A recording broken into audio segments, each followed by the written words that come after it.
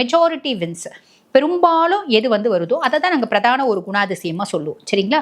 சரி, ஃப்ரெண்ட்ஸ் இப்போ வந்து இந்த பிள்ளைங்க ஸ்கூல் போகும்போது ஒரு 8th 9th 10th 11th படிக்குது அப்படின்னு வச்சுக்கோங்களேன். அப்போ வந்து பாருங்கள், இந்த பிள்ளைங்களோட ஃப்ரெண்ட்ஷிப் எப்படி இருக்கும் அப்படின்னா ஒரு பெரிய நெட்வொர்க் இருக்கும். எல்லாருக்கூடையும் பழகுவாங்க. ஏன்னா எனக்கு என்னோட ஹாப்பினஸ் முக்கியம். புரியுதுங்களா? நான் வந்து எல்லாருக்கூடையும் பழகணும். எல்லாருக்கூடையும் பழகும்போது எனக்கு சந்தோஷமா இருக்குது. எனக்கு வந்து ரொம்ப ஹாப்பியாக இருக்குது. நான் எல்லாருக்கூடையும் பழகுறேன். அப்போ நான் எல்லாருக்கூடையும் வந்து எப்படி பழகுவேன்? என்னோட தரம் தாழ்ந்தவங்க, என்னை விட கம்மி பர்சனாலிட்டிஸ் கூட பழகுனா இல்லை, என்னை விட ஒரு புள்ளியாவது அவங்க அதிகமாக இருக்கணும். அப்படின்னா இப்போ வந்து பாருங்க, என்னை விட கொஞ்சம் ஹைஃபையான ஃபேமிலி பர்சன்ஸ் கூட தான் நான் பழகுவேன். இது வந்து ஸ்கூல் லைஃப்ல. ஓகேங்களா?